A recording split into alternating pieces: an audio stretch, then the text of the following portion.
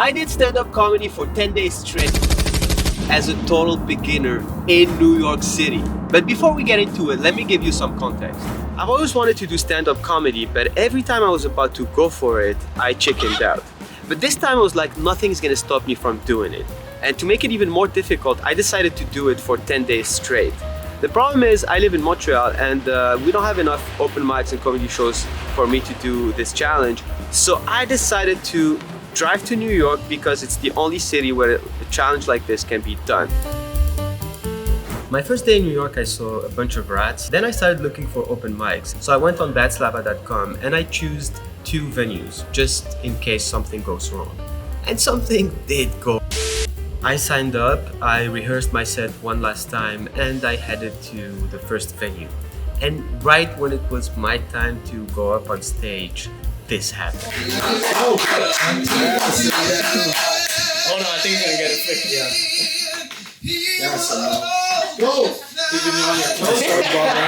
Some weird music started playing right when I picked up the mic. It lasted for maybe like a couple minutes, but to me it was like an eternity. You know, I was so nervous. It was my first time. Then the host fixed the problem and I was finally able to tell some jokes. Thanks, guys. Yeah, I know I look like a nice guy, but I'm Arab actually.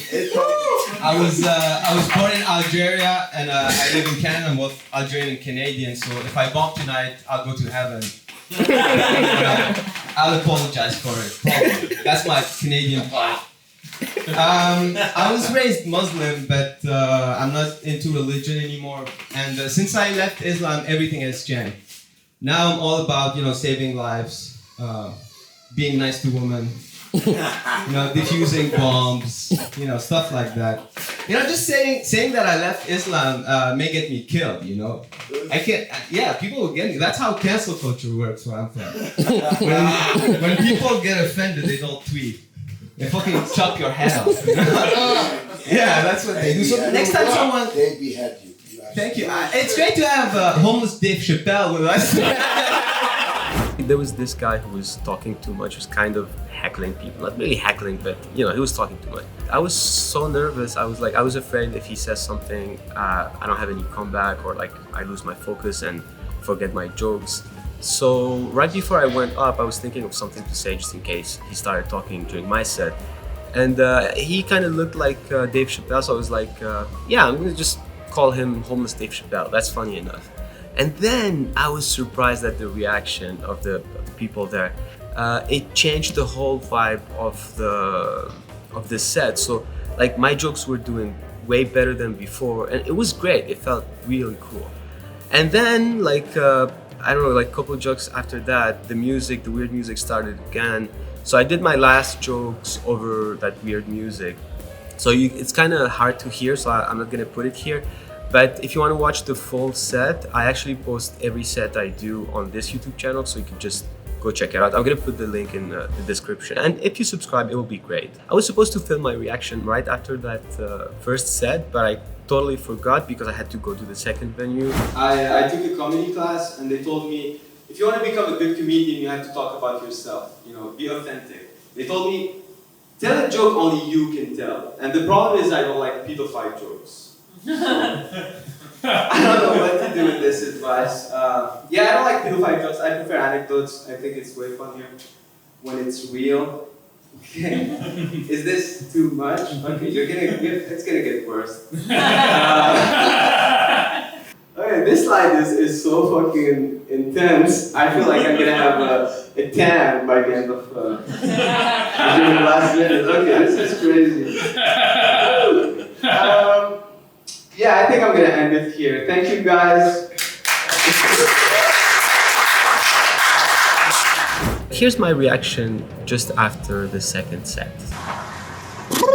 Okay, so the first set was great. I had like a technical problem during the set. It wasn't my fault, but it was. They started playing something in the speaker, and I was so nervous. I decided to keep going, but it felt great. And then the second venue, the beginning of my set is not that edgy, it's not that dark, but then I got into like some harsh jokes. I don't remember which ones, and then I felt like they were not into it. You know, they were laughing, but not that much. I think I had some laughs. It wasn't that bad. And at the end, I made a joke about the light, whatever. And then, like, the next comic right after me, he makes some jokes about me, and then he was calling me like a molester and this fucking sex offender, whatever. And yeah, it's weird. I don't know. I think I'm gonna keep trying these jokes.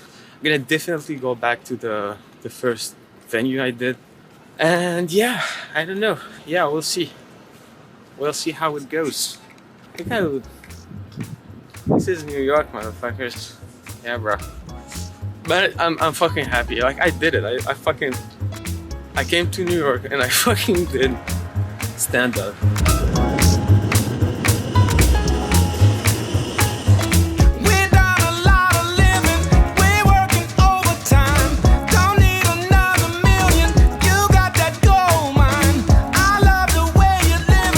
On the second day, I did the tourist a little bit. It was cool, visiting New York and all. And then I went to the Black Catalyst.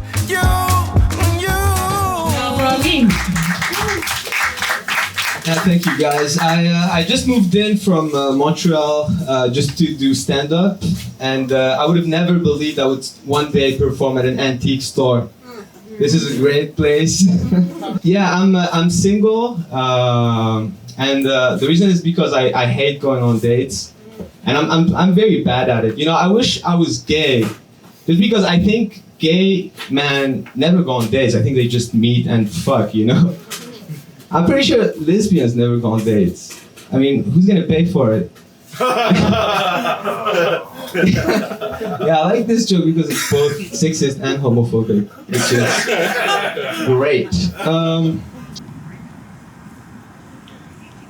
I just did my third set, and it didn't go very well. I haven't watched the tape yet, but you know, like, you kind of have a feeling, you know. The venue was cool, but yeah, I think it was my fault. After what happened yesterday, I decided this time, you know, to change a lot of things. So right before I went on stage, like the hour before, I decided to rewrite everything. So I decided to talk a little bit about myself, like my experience in New York when I arrived here, whatever. But I just wrote that, so it's not very good. You know, I didn't have the time to think it through. I started with a joke about the venue that didn't work. Well, yeah, and I think that caused the fact that, like, the whole thing didn't work that well. I think if you start with like a very good joke, it's way easier than, you know, to keep the laughs going. But yeah, this time I fucked up a little bit. But I think it's part of the learning process. Like, I'm not worried about it. Some of the jokes landed. Again, I forgot a lot of stuff. Yeah, I have to work on that. And also, I feel like I have to work on my like stage presence. It's a learning process. Yeah. Yup. So yeah, so we'll see tomorrow. Tomorrow, yeah, I don't know. Yeah, we'll see tomorrow. Mentioned when I was a little nappy head boy, and I never put down my alto saxophone. Buck jumping down on a boulevard. I couldn't wait to blow my own horn. It ain't wrong for you to play along. Playing the song till you don't come on. Thank you, guys. Thank you. Yeah, I know I look like a nice guy, but I'm Arab actually. Yeah, I'm Arab. I was born in. Oh, you like it? Okay, cool. I was born in Algeria. I know you guys have no idea what Algeria means. Especially Algeria. You? Yeah. Okay. I was born in Algeria. I live in Canada. I'm both Algerian and Canadian, which means if I bomb tonight, I'll go to heaven. Then I'll apologize for it. That's my Canadian part. I was raised Muslim, but I'm not into religion anymore. And since I left Islam, everything has changed. Now I'm all about, saving lives, being nice to women. defusing bombs. Like, okay.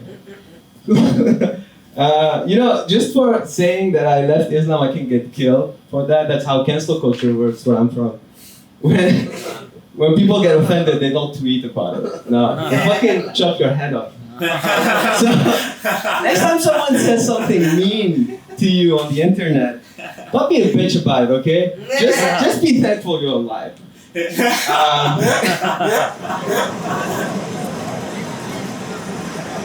I just did my fourth set, third day, fourth set.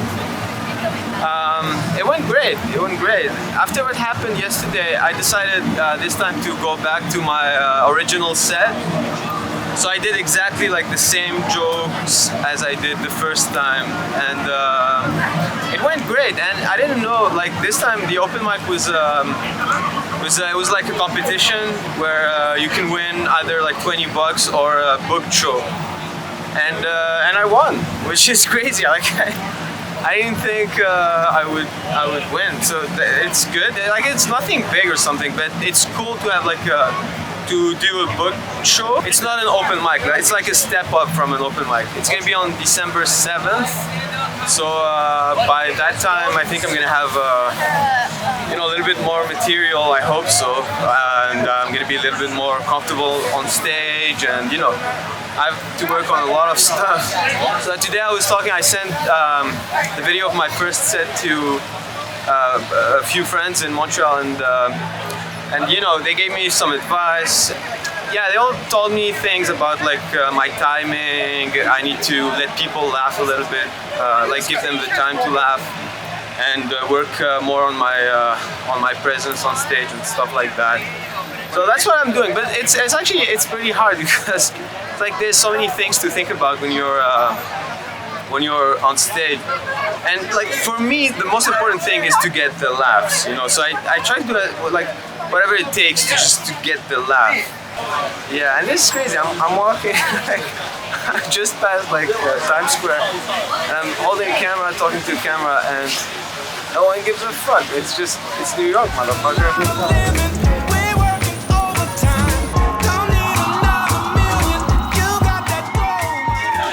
Yeah, thanks guys. For a while I thought that the W in the WNBA stood for white. I thought it was the White National Basketball Association. And I didn't find it racist or anything, At that time, the WNBA was, to me, it was like for the NBA what the Paralympics are for the Olympics, And now that I know that the W actually stands for woman, I'm like everybody else. I couldn't fucking care less. I just did 5 minutes. I don't want to repeat the same thing to the same people, so I'm gonna improvise a little bit. It's gonna be rock and roll. Yeah, I just moved in from Montreal to New York to do stand-up. And my first 2 nights, I booked an Airbnb for $100 per night. That's good. And it was the shittiest room I've ever seen in my life or heard of. It was so fucking shitty. After those 2 days, I thought about sleeping in my car, and it felt like a step up. I was like. So yeah, today's open mics. I did 2 sets today because they had 2 open mics, like one right before the other or like after the other. So the first time I tried a new joke that I wrote about the WNBA. I opened with that joke. I think it did pretty well the first time, and then I did like my normal set. A second set because it was like almost like the same people, so I didn't want to do the same thing again. So I just improvised. I did some of the stuff I did last time on the coffee shop, the antique store. Yeah, I did some of that. I did some new jokes that I just thought of. I did some things that I thought of on the spot. I think it's a good practice, like just to I didn't care because the people that were there, they saw my first set. So the second set, it was like I didn't care. I was just like you know, just like have some stage time. I really hope the sound is good on this video because like it's fucking windy. It's super cold tonight. It's like 6 degrees Celsius. I talk in Celsius. Some Canadian. Yep. And I'm gonna go sleep. This is awesome. I think what Greta Thunberg needs to be happy is to be fucked. I think that's what she needs. I didn't do a reaction video yesterday after my set, but instead I went to the cellar and I watched David Tell, and God, he's good, man. He's fucking good. He's a virtuoso. He's like, holy fuck, the whole thing it was like so like so many punchlines, and you can't even keep up with him. It's like it's so fast, like the timing is perfect. The like it's just crazy. Like I couldn't believe it. He's so fucking good, man. I fuck. And I saw Godfrey, and he's fucking good, man. They're all good, but Godfrey is fucking hilarious, and David Tell is just another level. I'm gonna try to go to the cellar as much as I can, just to, you know, like see other comics, because like the difference of level between open mics and the cellar is just, it's like you have the best and the worst. So it's fun to see the difference. The open mic I did yesterday, it was at it's called the West Side Comedy Club.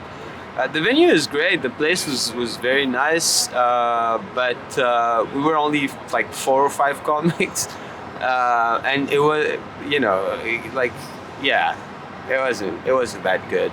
And yep, that's it. I love the way you live it, 'cause you're so genuine. You got that something special, didn't you know? I just need you. Yeah. You. Thank you, guys. Thank you. Yeah, I like your lip ring. I think, yeah, it looks nice. Yeah, is your blowjob game any better? Okay. Stick around after the show. Yeah, I'll be in the bathroom. It's only November 16th. They already started Christmas decorations. Yeah, New York, baby. Yesterday's set. So I went back to the Black Catalyst coffee shop. And yeah, so the way it works there, it's like the lineup is random. They pick your name in a bucket, and my name got picked at last. I was like almost the last one to go on stage.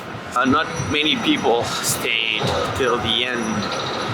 So yeah, I have to remember that next time I'll go to the 7 p.m. one. But it was good. I opened with a like just a line that I improvised because the host, she had a new piercing. She had like a new lip ring. So I started with a joke on that. It did well. Met you when I was a little country boy, and I never put down that pork chop and salt. And we fell in love on the boulevard. If you was Jenny, I guess I was far. Now it ain't wrong for you to sing along. Just need to make sure the camera is recording. I record every set so I can masturbate to it later. Yeah, I don't know if you guys are into dark humor. I have some really no. I'm gonna still do it. Let's do it. Yeah, I'm into dark humor. I don't like pedophile jokes. I prefer anecdotes. In this world with a lot of problems, all we need is a little love. Thank you, oh you make me thank you for your love. It's super cold today. Yesterday I went to a place in Brooklyn. I started with a joke because the room was super tiny. I didn't have the space to put my camera. So I did it right before I went on stage, and like everybody was waiting. So I started with, I just improvised something. I said, I tape every set so I can masturbate to it, something like that. Yeah, but then I did some, actually what happened yesterday is like I posted a short. Child porn is a huge industry. It's like a multi-million-dollar industry.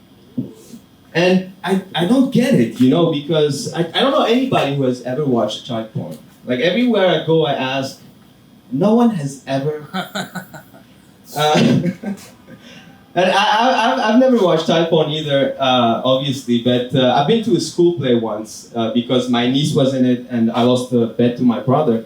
And I was watching those kids butchering Shakespeare, and I was like, if kids in a play, kids that do theater, are this bad at acting, child porn actors must suck.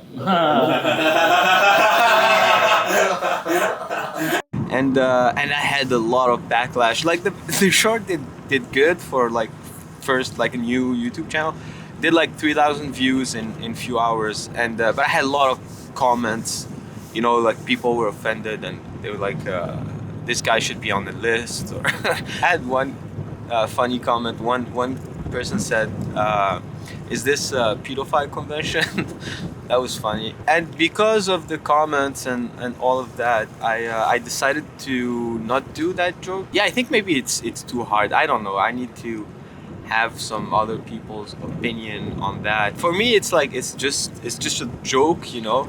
I see it as a challenge, you know, to make people laugh with a subject like this that are very, very sensitive, let's say. That's the kind of humor I like, you know. I like Jimmy Carr, Anthony Jeselnik, Louis C.K., you know, people that go like right next to the line, you know. They're just so that's it. Again, if you want to watch the whole video, the whole set, I post every open mic I do on this channel, so go watch it if you want to. Yeah, I think that's it for today. The problem I have with abortion here is like, even in the states where it's legal, you still have to pay for it, which is crazy. You know, in Canada it's 100% free. It's a public service, just like garbage collection, like flushing the toilet.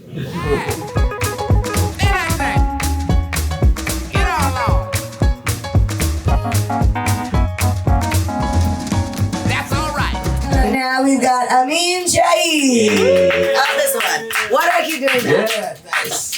I like this place. It's great to have like people sitting all around. To have Ben Shapiro staring at my butt. He kind of talks like that. I'm sorry. He kind of talks like that. No, don't you think so? Okay. I'm a filmmaker in Montreal. That's my day job. Like nothing fancy. I just I do corporate videos and wedding videos, stuff like that. When I started filmmaking, I wanted to become a movie director, you know. But it's hard. There's no path to become a movie director, you know. It's not like engineering. Like if you want to become an engineer, just study engineering. If you study filmmaking, like the best you can do is bartender. And no offense to bartenders. I know you're a bartender. Are there any other bartenders? Okay. That's funny. Sorry? I'd hire you to make a film. You'd hire me? You don't even know me. Don't know if I'm good or not. I'm fucking I super know that you bad. speak Arabic and you live in Montreal, you know who Jean-Marc Ballet is. For sure I know who Jean-Marc Ballet is. I do. Rest in He was peace. my mentor. Oh yeah? Yeah. Crazy story. But now you're eating my stage time. We can talk about it later, man. So yesterday's set, it was great. Like some new faces, some people that were there before. So like when I see people that already they saw my set, I try to start with different things, or like I just mix it up so they laugh a little bit, and I try to do some new jokes or sometimes just improvise. So this time I started with so the guy just before me, I think before me, or like the one before that, he looked like Ben Shapiro and he kind of like talked like him. So I started with that. I think I had a laugh, I don't know. Yeah, then I did some new stuff I just wrote, and it wasn't doing pretty well, so I jumped into the things that I do usually, and right away started having laughs. So it was cool. So it means like that material is getting better, I think, and yeah, it's working a little bit better.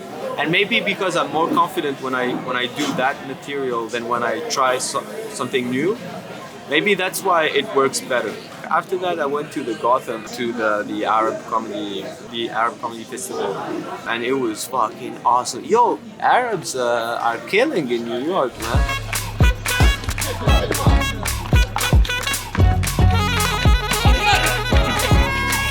Enough about me. No, actually, I had more stuff to say about me. This is my last joke. This is a little bit dark. I have a vegan friend who's trying to convert me to veganism. He has one good argument. He's like, you shouldn't eat meat because animals are just like us. They're just like human beings. You know, they have feelings like us. They can feel love. They can feel pain. You know, and I agree with him. Animals are just like human beings. So now I have sex with my cat, and I eat human flesh. That's all my time, you guys. Thank you very much. I did it.